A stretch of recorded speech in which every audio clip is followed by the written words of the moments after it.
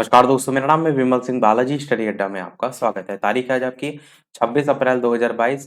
DElEd second semester 2022 का आपके जो है वो पेपर हुआ है, उसका मैथ का पेपर का सॉल्यूशन जो है हम आपको करा रहे हैं। तो इससे पहले हम मैथ का जो बहुविकल्पी यानी कि एमसीक्यू और जो वन लाइनर वाले क्वेश्चन आते हैं यानी कि अति लघु वाले जो क्वेश्चन आते हैं, उन दोनों का सॉल्यूशन हम करा चुके हैं। यदि आपने नहीं देखा हो, साइड में आई बटन पिछला वाला वीडियो आपको जो है वो मिल जाएगा।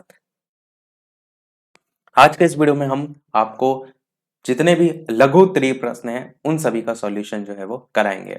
तो 12 से लेकर के इस प्रकार से 18 तक आपके सभी पेपर क्वेश्चन हैं। तो सबसे पहला जो 12 नंबर का क्वेश्चन है, इसको हम जो है वो देखते हैं। इसको अलग से हमने सब टाइप कर लिया है ताकि लिख कर हम आपको सारी चीजें बता सकें। तो ये आपका क्वेश्चन नंबर 12 था, जो कि आपका बोर्ड मास जो है वहां से आया था। 4 का 25 माइनस 18, इसको मैंने आपको बताया है क्रम क्या होता है। जो बोर्ड मास है ना, ब्रैकेट पहले सॉल्व करते हैं, फिर और फिर डिवीजन, फिर मल्टीप्लिकेशन, उसी क्रम से हम चलते हैं। तो अगर यहाँ पर देखेंगे, सबसे पहले हम क्या सॉल्व करेंगे, तो सबसे पहले हम ये ब्रैकेट जो है सबसे पहले सॉल्व करेंगे, जो सबसे लास्ट में यहाँ पर आप देख रहे हैं। तो बाकी चीजों को वैसे ही जो है वो लिखा रहने देते हैं, यानी कि 4 का 25 माइनस 18 डिवाइडेड मझला ब्रैकेट 7 माइनस 2 का 3 माइनस। अब देखिए यहाँ पर इधर साइड 5 भी है, इस चीज को भी ध्यान रखिएगा। तो 4 इस ब्रैकेट में भी हम सबसे पहले क्या सॉल्व करेंगे, जिसके ऊपर ये लाइन खींची हुई है, जिसको हम बार ब्रैकेट बोलते हैं। तो 4 में से 3 घटाएंगे, कितना बचेगा? आप कहेंगे 1 बचेगा। इधर 13 है और 13 को हम ऐसे लिखते हैं, और 13 माइनस 1, और इधर वाला जो प्लस का 5 है उसको हम यहाँ पर लिखते हैं। अब देखिए इसी स्टेप में हम आपको समझाते हैं कि और क्या क्या चीजें जो है वो हो सकती हैं। तो ये जो आपका 3 यहाँ पर लिखा हुआ है, ये यहाँ पर ब्रैकेट लगा हुआ है इस 5 के इस तरफ। तो हम सबसे पहले क्या करेंगे, इस 13 में से 1 को घटा लेंगे, क्योंकि पहले हमको पूरा ब्रैकेट, ये वाला ब्रैकेट सॉल्व करना होता है ना, उसके बाद हम फिर 5 से मुलाकात करेंगे। तो हम क्या करते हैं, हमने 13 को एक 13 में से 1 को घटा लिया, तो 13 में से 1 अगर घटाएंगे तो आपके पास कितना बचेगा? आपके पास 12 बचेगा।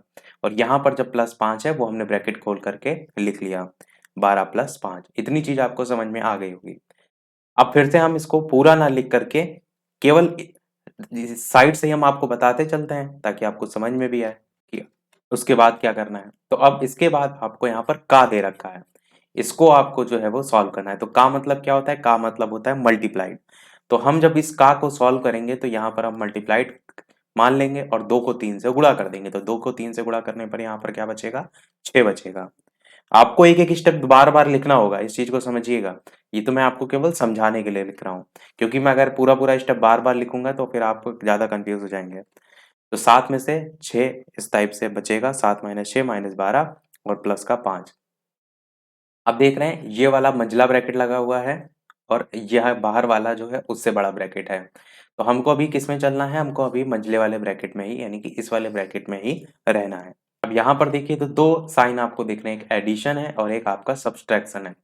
तो जब BODMAS का आप नियम देखते हैं तो सबसे पहले उसमें एडिशन आता है, फिर सब्ट्रैक्शन आता है, यानी कि जोड़ने वाली जो चीजें हैं उनको हम पहले जोड़ लेते हैं। तो यहाँ पर ये 5 आपका प्लस में है, यहाँ पर 7 आपका प्लस में है। तो 7 और 5 अगर आप जोड़ेंगे तो आपका 12 हो जाएगा। 8 9 10 11 12 होता है।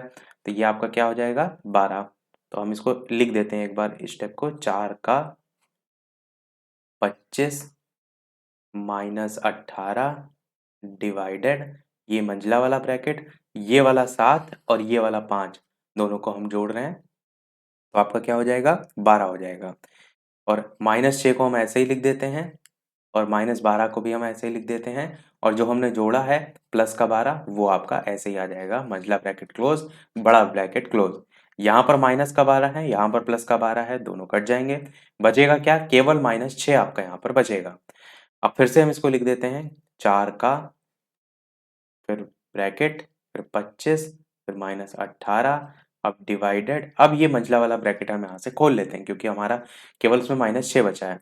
अब यहाँ पर -6 आपका आएगा, यहाँ पर क्या आएगा? माइनस का 6 वैल्यू।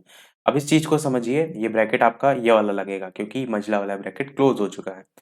अब यहाँ पर माइनस का 18 है और बटे में माइनस का 6 है, तो आपका कितना बचेगा? तो इस चीज़ को ऐसे समझिए, माइनस का 18 बटे में माइनस का 6, माइनस से माइनस वैल्यू कटेगी, 6 से काटेंगे तो 6 तियां 18, तो बचा कितना? केवल 3 बचा। तो हम क्या कहेंगे कि 4 का ऐसे रहेगा, ब्रैकेट लगाएंगे 25 माइनस, और यहाँ पर क्या बचा? 3 बचा केवल, समझ गए आप? और जो वैल्यू आएगी वो आपकी प्लस की आएगी, तो ये माइनस आप साइन यहाँ पर जरूर देख रहे हैं, पर ये वैल्यू आपकी बदल जाएगी किसमें? प्लस में, क्योंकि हमने यहाँ पर देख लिया माइनस के साथ माइनस की वैल्यू जो है वो कट चुकी है। तो अब इतना सा आपका जो है वो बचा है। अब 25 और 3 अगर आप जोड़ेंगे तो कितना आएगा? तो 25 3 होता है आपका 28, तो यहाँ पर आपका जोड़ने पर क्या आएगा? ये आपका बचेगा 28, और इस वाले ब्रैकेट को भी हम फिर खोल लेंगे। तो 4 का 28 का मतलब है, का की जगह हम क्या लिखते हैं? मल्टीप्लाइड लिखते हैं। तो 4 गुणे 28 आप जो है वो करेंगे, और 4 गुणे 28 कितना होता है? तो 8 चक्कू होता है 32, यानी लास्ट में 2 आएगा, 3 हासिल लगेगा। फिर 4 दूनी 8 होता है, 9 10 11 होता है, यानी 112 आपका आंसर यहाँ से निकल करके आएगा। तो जिसने जिसने 112 आंसर निकाला है उसका बिल्कुल जो है वो सही है। प्रश्न का लेवल अच्छा था। क्यों लेवल अच्छा था? क्योंकि आपके पास समय कम होता है इतना सब कुछ करने के लिए। थोड़ा सा भी एक प्लस माइनस की अगर आपने गलती कर दी तो फिर पूरा प्रश्न आपका गलत हो जाता है। तो किसने किसने 112 सही निकाला था, कमेंट में अवश्य जो है वो बताइएगा। फिर हम देखते हैं दूसरे नंबर पे कौन सा प्रश्न था, ये हमने देख लिया है। जो सबसे पहला था सरल करने वाला। 13 नंबर पर प्रश्न आया था कि टैली चिन्ह की सहायता से बारंबारता बंटन सारणी आपको बनानी थी। और इस प्रकार से नंबर दे रखे थे 7 9 8 5 ऐसे करके पूरे दे रखे थे। तो हजारों बार मैंने कुछ टाइप का क्वेश्चन कराया है कि कैसे करते हैं। आप क्रमांक नंबर डालते हैं, सीधे संख्याएं इस तरीके से आपको प्रश्न में दे रखी होती हैं। तो इन संख्याओं को हम क्या करते हैं? सीधे सीधे लिख लेते हैं, और उसके बाद हम क्या करते हैं? उसके सामने टैली चिन्ह का एक कॉलम बनाते हैं, और जो भी संख्या जितनी बार भी आई होती है, जैसे 6 आप देखिए यहाँ आया है, एक 6 देखिए आपका, तो यहाँ आया है, यहाँ आया है, 3 बार आया है टोटल, तो उतने ही टैली चिन्ह के लिए उतनी इस प्रकार से खड़ी लाइनें जो है वो खींच देते हैं, और बारंबारता वाले कॉलम में लिख देते हैं कि वो कितनी बार रिपीट हुआ है। ये क्वेश्चन वो क्वेश्चन नहीं है जो आपके पेपर में आया था, इस चीज को ध्यान रखिएगा। ये आपके लिए सैंपल क्वेश्चन है, ताकि मैं आपको हर तरीके की चीजें जो है वो समझा सकूं। मैं चाहता तो डायरेक्ट ये भी कह देता कि इस तरीके वाला क्वेश्चन तो आप कर ही लेंगे, पर नहीं, हो सकता है कुछ छात्र ऐसे हों जो ना कर पाए हों, तो वो चीज़ों को समझ लें, क्योंकि चीज़ें आपको आनी चाहिए अगर यूपी टेट की परीक्षा देंगे, सुपर टेट की देंगे, इसलिए। तो ऐसे ही साबिन जितने भी नंबर हैं 7 9 12 इस टाइप से आप छाट के और टैली चिन्ह दर्शा देते हैं, बारंबारता उनकी दर्शा देते हैं। तो ये क्वेश्चन आप इस तरीके से जो यहाँ प्रश्न पेपर में पूछा गया था आपके, ये जो है आप कर सकते हैं। जैसे 7 हो गया, आप बता देंगे कितनी बार 7 आया है। देखिए 7 काफ़ी बार यहाँ पर आया है। इसी प्रकार 8 बता देंगे, 5 बता देंगे तो कर लेंगे। 14 नंबर प्रश्न था कि 100 मीटर भुजा वाला एक वर्गाकार पार्क जो है, ये वाला क्वेश्चन। इसको हम चलते हैं आगे। ये क्वेश्चन हमने नोट किया है कि 100 मीटर भुजा वाला एक वर्गाकार पार्क है, उसके भीतर उसकी परिसीमा से लगा 5 मीटर जो है वो चौड़ा पथ बना हुआ है। पथ का क्षेत्रफल आपको जो है इसमें बताना था। साथ ही साथ 2500 रुपए प्रति 10 मीटर प्रति स्क्वायर जो है, उसकी दर से इसको सीमेंट करवाने का व्यय भी जो है वो आपको ज्ञात करना था। इस प्रकार का क्वेश्चन हर साल एक ना एक अवश्य आता है। कराए थे मैंने आपको पहले क्वेश्चन, याद होगा। ये सब चीजें हम आपको पहले करा चुके हैं। तो देखिए सबसे पहले बना लेते हैं एक वर्गाकार पार्क। तो ये हमारा बन गया एक वर्गाकार पार्क। थोड़ा सा वर्गाकार नहीं लग रहा है? अब लग रहा है वर्गाकार, हाँ अब सही लग रहा है। तो ये आपका क्या है? एक वर्गाकार पार्क है। कह रहा है 100 मीटर भुजा है। मैंने आपको बताया है कि वर्ग की चारों भुजाएं बराबर होती हैं, यानी कि ये भी आपका 100 मीटर ही होगा। चारों ही भुजाएं बराबर हैं, यानी कि ये भी 100 मीटर ही होगा। इसी प्रकार आपका ये भी 100 मीटर होगा और ये भी 100 मीटर होगा। इतना आपको क्लियर हो गया होगा। आगे कह रहा है कि पार्क के भीतर उसकी जो परिसीमा है, इससे लगा 5 मीटर चौड़ा पथ बना हुआ है।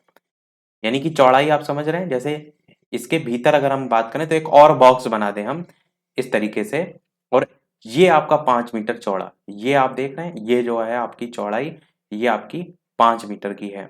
अगर यहाँ पर बात करेंगे तो इस प्रकार से आपकी ये 5 मीटर चौड़ाई है। तो ये आप समझ रहे हैं इसमें क्या कहने की बात की गई है कि 5 मीटर चौड़ा जो है इसकी परिसीमा से लगा हुआ वर्गाकार पार्क के भीतर की बात की गई, बाहर की बात नहीं की गई है।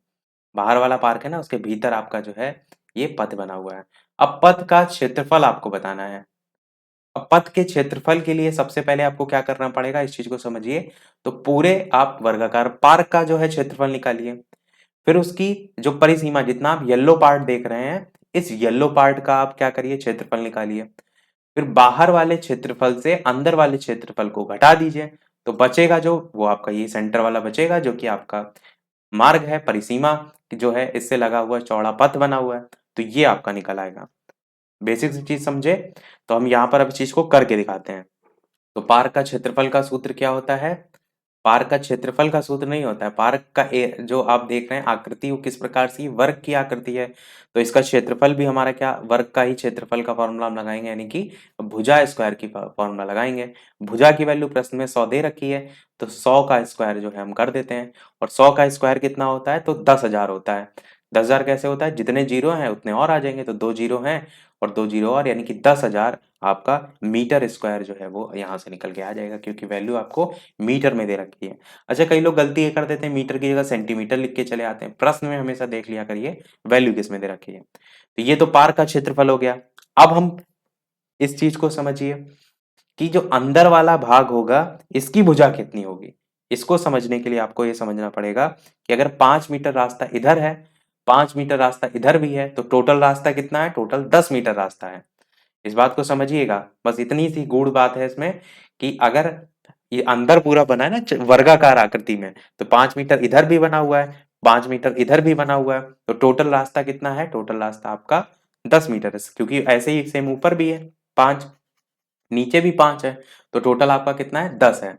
तो टोटल अगर 10 हम इसमें से जो है वो घटा देंगे, तो ये जो आपकी वैल्यू अंदर येलो वाला जो भाग दे रखा है, यानी कि जो इसका दूसरा वाला भाग है, इसमें अगर भुजा निकालेंगे तो कितनी निकल के आएगी? 90 मीटर निकल के आएगी। तो ये भी आपकी 90 होगी, ये भी आपकी 90 होगी, इधर वाली भी 90 होगी और इधर वाली भी 90 होगी। तो यानी कि अब हम इस वाला जो अंदर वाली आकृति, येलो वाली आकृति है, इसको हम मान लेते हैं कि ये हमारा बी भाग है। चलिए इसको बी मान लेते हैं, और जो अंदर वाला भाग है इसको हम ए मान लेते हैं। तो इससे आपको समझने में आसानी होगी। तो पार्क का जो क्षेत्रफल है, इसके लिए हम यहाँ पर लिख देते हैं ए का क्षेत्रफल, और दूसरे के लिए हम लिख देते हैं बी का क्षेत्रफल। और बी के लिए क्षेत्रफल के लिए निकालने के लिए यहाँ पर हमें भुजा क्या दे रखी है, यहाँ पर हमें भुजा स्क्वायर का फॉर्मूला लगाएंगे, और भुजा हमारे लिए क्या हो जाएगी, यहाँ पर हमारे लिए हो जाएगी ये 90 का स्क्वायर। और 90 का स्क्वायर करेंगे तो 9 9 जो 81 होता है, यानी 8100 जो है मीटर स्क्वायर यहाँ से वैल्यू निकल के आएगी। इतना समझ में आ गया होगा आपको। अब निकाल लेना है आपको रास्ते का क्षेत्रफल। तो मैंने बताया था रास्ते का क्षेत्रफल निकालने के लिए क्या करेंगे, दोनों को आप घटा देंगे। तो रास्ते का जो क्षेत्रफल निकल के आएगा, वो आपका क्या निकल के आएगा, वो आपका निकल के आएगा 10,000 मीटर जो स्क्वायर है, इसमें से 8100 मीटर स्क्वायर को आप घटा दीजिए। तो बचेगा कितना? 8100 घटाएंगे 19 बचेगा, यानी 1900 आपका यहाँ से निकल के आ जाएगा मीटर स्क्वायर में वैल्यू। और किसकी? तो ये है आपका रास्ते का क्षेत्रफल। तो पहला आंसर तो निकल के आ गया। रास्ते का क्षेत्रफल कह रहा था ना, पथ का क्षेत्रफल ज्ञात कीजिए। अब रास्ते को यहाँ पथ कर लीजिए, ऐसा क्या है, मतलब वही होता है, रास्ता कह लीजिए, पथ कह लीजिए।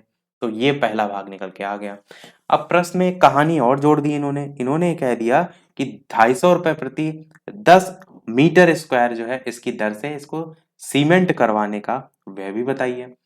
अब आप ये समझिए कि टोटल 1900 मीटर स्क्वायर है, और ये चार्ज ले रहे हैं 10 मीटर स्क्वायर की दर से 2500 रुपया। तो निकाल सकते हैं कि नहीं?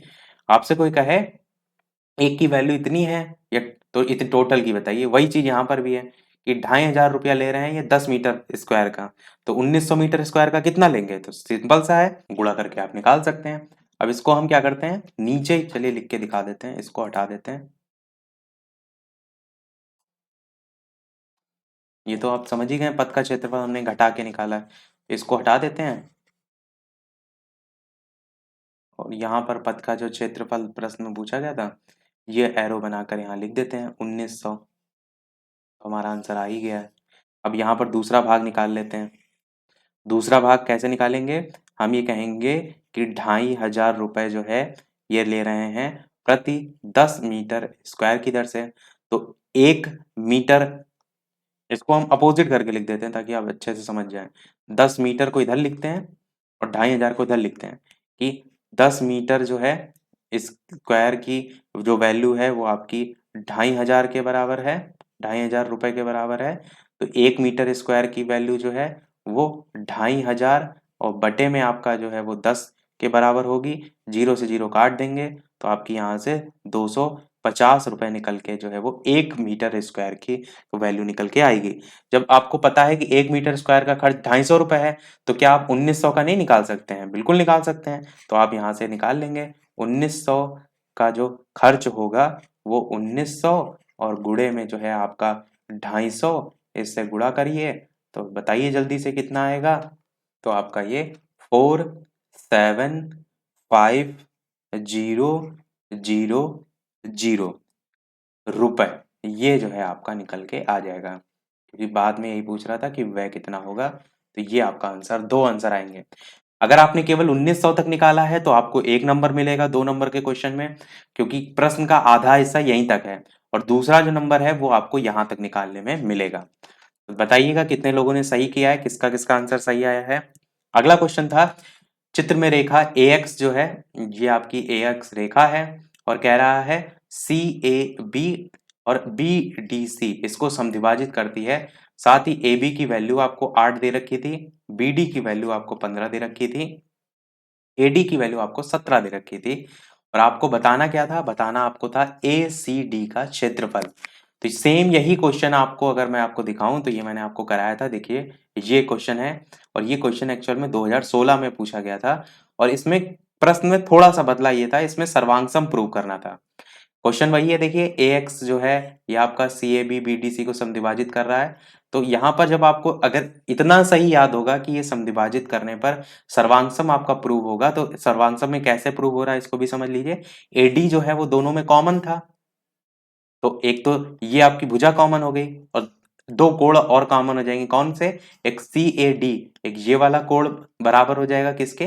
BAD के, यानी कि इस वाले कोण के। सेम चीज CDA आपका जो कोण है, CDA कोण ये आपके बराबर हो जाएगा BDA के। तो जब हम देखते हैं कि एक आपकी भुजा और एक आपका कोण और एक आपका कोण, ये 3 चीजें बराबर हो जाती हैं तो वो त्रिभुज आपका क्या हो जाता है? सर्वांगसम हो जाता है। क्लियर हुआ ये चीज? अब वापस से पिछले वाले हम प्रश्न पर लौटते हैं। तो हमने ये प्रूव कर लिया कि ये त्रिभुज क्या है? दोनों ऊपर नीचे सर्वांगसम है। अब सर्वांगसम होने की स्थिति में क्या करेंगे आप? जो ACD यानी ऊपर वाला जो क्षेत्रफल पूछा गया है वही क्षेत्रफल होगा जो नीचे वाले का क्षेत्रफल होगा, जब सर्वांगसम प्रूव हो गया। तो यहाँ पर जो आपको भुजाएं दे रखी हैं, जैसे AB की वैल्यू कितनी दे रखी है? 8 दे रखी है और BD जो है इसकी वैल्यू कितनी दे रखी है? 15 दे रखी है और AD की वैल्यू कितनी दे रखी है? 17 दे रखी है। तो यही वैल्यू आपकी इधर भी हो जाएंगी, यानी कि इधर की आप वैल्यू मान सकते हैं, या आप ये भी कर सकते हैं कि इसमें आप अलग अलग वैल्यू ना रखिए, डायरेक्ट आप क्या करिए, नीचे वाली जो त्रिभुज देख रहे हैं इसका आप निकाल लीजिए क्षेत्रफल। अब क्षेत्रफल निकालेंगे तो तीनों भुजाएं इसमें क्या है? अलग अलग हैं, यानी आप जो क्षेत्रफल का फॉर्मूला लगाएंगे वो लगाएंगे विषम बाहु त्रिभुज का। विषम बाहु त्रिभुज का क्षेत्रफल, तो उसका क्षेत्रफल का फॉर्मूला होता है अंडर रूट में S, S minus A, S minus B, S minus C. और एस की जो वैल्यू है वो कैसे निकालते हैं? एस की वैल्यू निकालने के लिए आपको A plus B plus C by 2 करना होता है। अब ए की वैल्यू यहाँ पर एक आपकी 8 दे रखी है, एक 15 दे रखी है और एक 17 दे रखी है। तीनों वैल्यू को हम रख लेते हैं। तो 8, 15 और 17 तीनों को जोड़ेंगे कितना आएगा?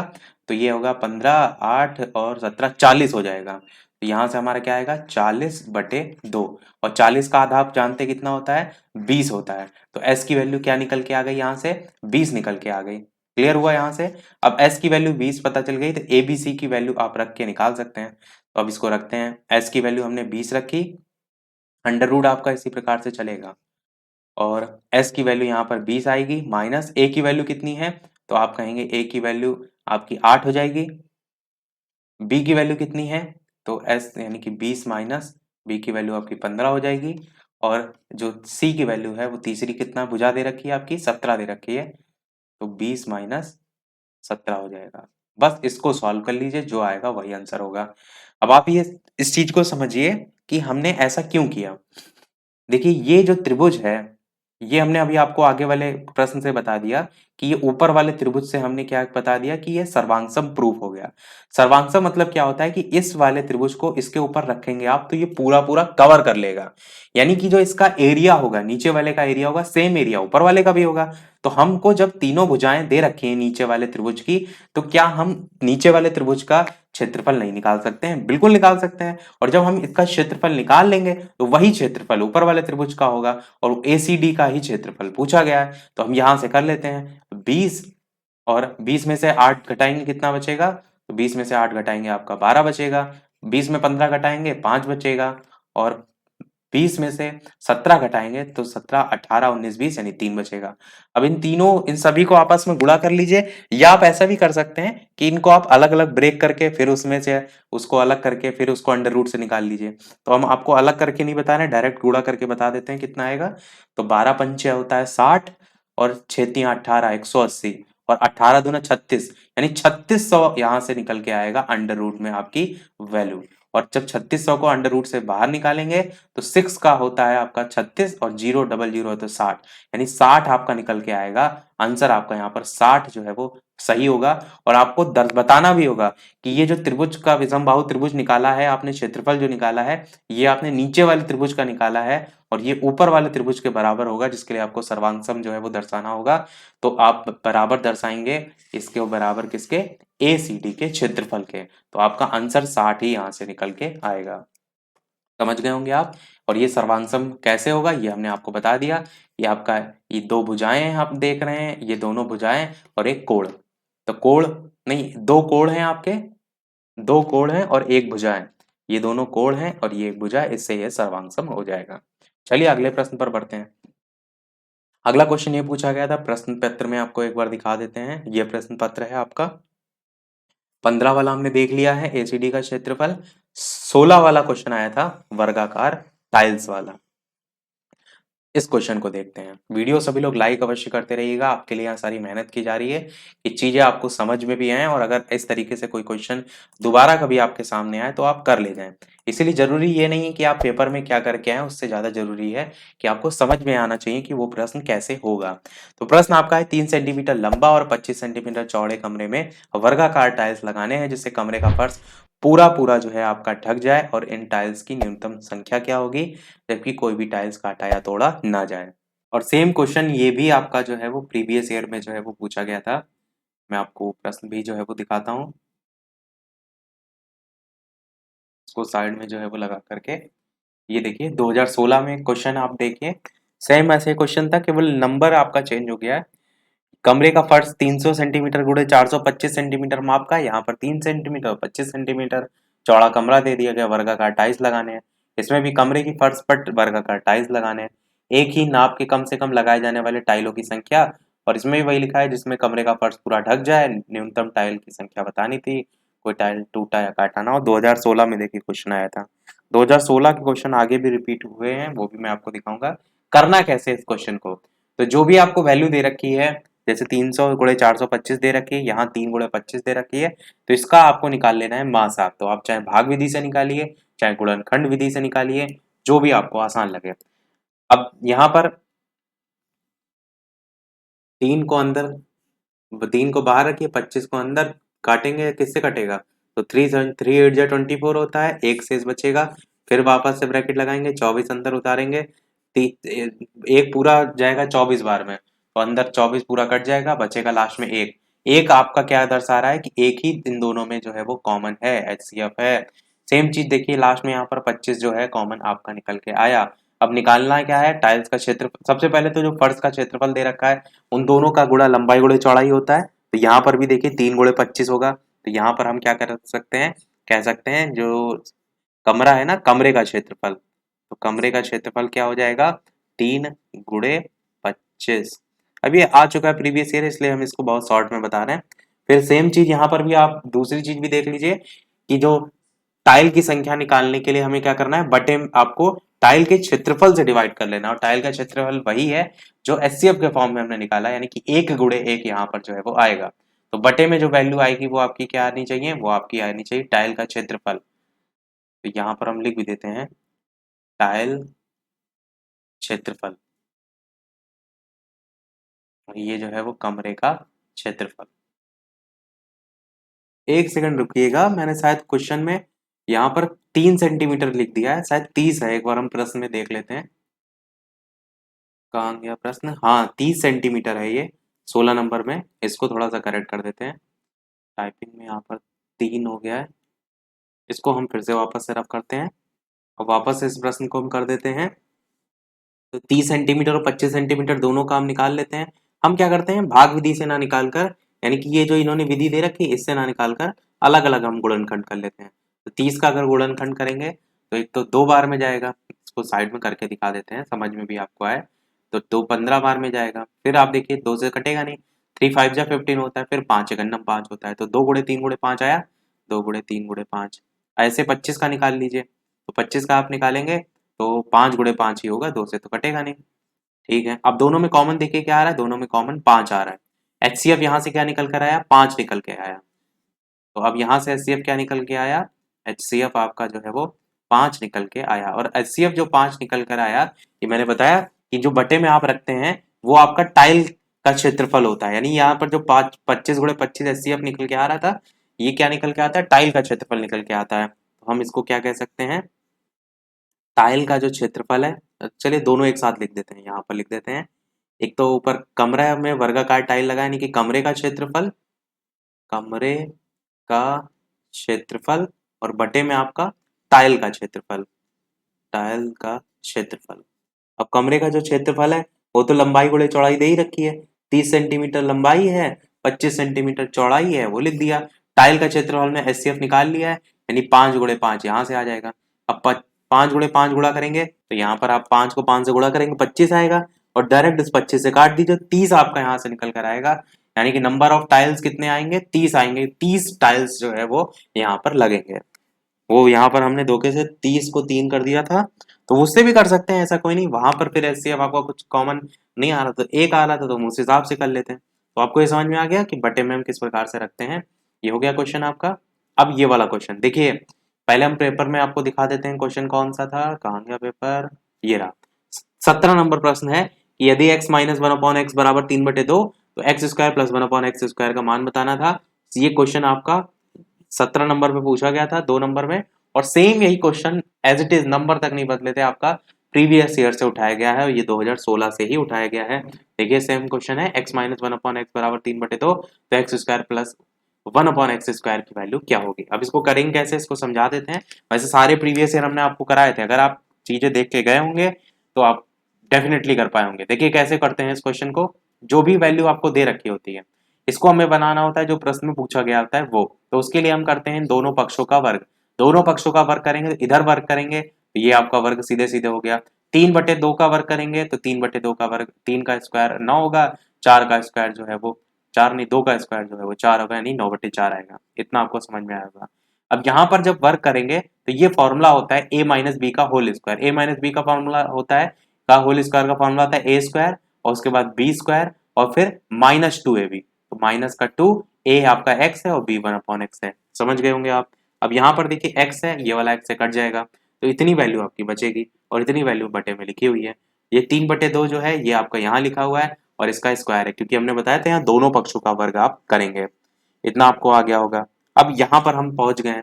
अब यहाँ पर पहुंचने के बाद इसका हम जब अब वर्ग कर लेंगे तो 9/4 हो जाएगा। यहाँ पर वैल्यू -2 दे रखी है, बराबर के उधर आएगी तो प्लस में हो जाएगी, तो यहाँ पर वैल्यू आकर के प्लस में 2 हो जाएगी, 9/4 प्लस 2 हो जाएगी। यहाँ पर बचेगा क्या, एक्स स्क्वायर 1/x स्क्वायर। यही प्रश्न के में आपसे पूछा गया था। तो अब आपको इधर वाला सॉल्व कर लेना, जो आएगा वही आंसर होगा। तो यहाँ पर आप 4 जो है एलसीएम ले लेंगे, ऊपर आपका गुणा हो जाएगा, तो 9 + 8/4, तो x square plus 1/x square की वैल्यू आपकी 17/4 जो है वो हो जाएगी। तो ये आपका आंसर जो है वो हो जाएगा। चलिए लास्ट प्रश्न देखते हैं, जो कि आपका पूछा गया था। समीकरण 5y + 1 = 6 जो है इसको हल करना था, और आपसे कह रहा था उत्तर की जांच भी कीजिए। तो 5y/3 + 1 = 6। अच्छा एक चीज और मैं यहाँ पर बता दूं, जैसे आपके और भी आगे कोई पेपर हो और आप चाहते हैं कि उसका जो है वो सॉल्यूशन कराया जाए, तो आप मुझे जो पेपर है अपना फेसबुक पर भेज सकते हैं, बालाजी स्टडी अड्डा सर्च करके। इंस्टाग्राम पर भेज सकते हैं, विमल सिंह 17Z, ये जो है वो आईडी है, तो इस पर आप जुड़ सकते हैं। कोई आपका प्रश्न वगैरह पूछ सकते हैं। ये इंस्टाग्राम की आईडी है और साथ ही आप जीमेल आईडी पर भी भेज सकते हैं, विमल सिंह 1212@gmail.com, उस पर भी भेज सकते हैं यदि आपका कोई पेपर है और उसका सोल्यूशन आपको करवाना है। ये आपका क्वेश्चन था, इसको कह रहा है हल कीजिए और उत्तर की जांच कीजिए। देखिए आप कैसे करेंगे। तो सबसे पहले हम क्या करते हैं, यहाँ एक मान लेते हैं, यहाँ 3 आ जाएगा, 3 एक अन्नम 3 होता है तो ऊपर 5y हो जाएगा, प्लस एक 3 बार में आपका जाता है, 1 3 जा 3 होता है ना, 3 को ऊपर 1 गुणा करेंगे तो यहाँ पर 3 आ जाएगा, बराबर में जो है वो 6 आ जाएगा। 3 को उधर मल्टीप्लाइड करेंगे तिर्यक तो आपका 6 3 18 हो जाएगा। अब 5y प्लस 3 बराबर 18 है तो 5y की वैल्यू क्या होगी, 3 जाके बराबर के उधर होगा तो 18 में से 3 क्या होगा, घट जाएगा यानी कि 15 हो जाएगा। और y की वैल्यू यहाँ से क्या आएगी, 5 से काटेंगे, 5 तिया 15 यानी कि y की वैल्यू आपकी 3 आपको प्राप्त हो गई। तो कह रहा था हल कीजिए, हमने हल कर लिया। कह रहा है उत्तर की जांच कीजिए। उत्तर की जांच जब भी करनी है तो इसी वैल्यू को आप ऊपर रख दीजिए और रख कर देखिए क्या दोनों पक्ष बराबर आ रहे हैं। तो यहाँ पर आप रख के भी देख लीजिए, 5 y था ना तो ये y की जगह 3 बटे में आपका 3 और प्लस में आपका 1 और बराबर था 6, तो 5 तिया होगा 15 और 15 में बटे 3 आपका कितना होगा, तो 15 बटे 3 आपका हो जाएगा 5। देखिए करके भी आपको दिखा दें कि आपका 15 होगा और 15 बटे 3, 3 से काटेंगे ना, 3 5 जा 15, तो 5 प्लस 1 आपका कितना होगा, 6 होगा। 6 बराबर 6 है यानी उत्तर की जांच भी हो गई। तो ये क्वेश्चन तो चलो 2 नंबर का ऐसा था कि जिसको कुछ भी नहीं आता होगा वो भी कर ले गया होगा। तो कैसा क्या ओवरऑल आपका पेपर रहा, टोटल कितने प्रश्न आपने जो लघु त्रि प्रश्न थे इसमें सही किए, अपना स्कोर अवश्य बताइएगा कि टोटल 12 से 18 में कितने प्रश्न आपके जो है वो सही रहे। इसके अलावा कोई और प्रश्न हो तो आप कमेंट करके जो है वो पूछ सकते हैं। आज फिर में इतना ही रखते हैं। वीडियो को जितने भी लोगों ने सेकंड सेमेस्टर की परीक्षा दी है उनके साथ शेयर जरूर कर दीजिएगा ताकि सभी तक वीडियो जो है वो पहुंच सके। और वीडियो पसंद आए तो लाइक शेयर और सब्सक्राइब जरूर करते रहिएगा ताकि इसी प्रकार आगे भी हम आपके लिए बेहतरीन से बेहतरीन वीडियो लाते रहें। तो मिलते हैं अगले वीडियो में कुछ नए प्रश्नों के साथ, नए टॉपिक के साथ। तब तक के लिए नमस्कार, जय हिंद।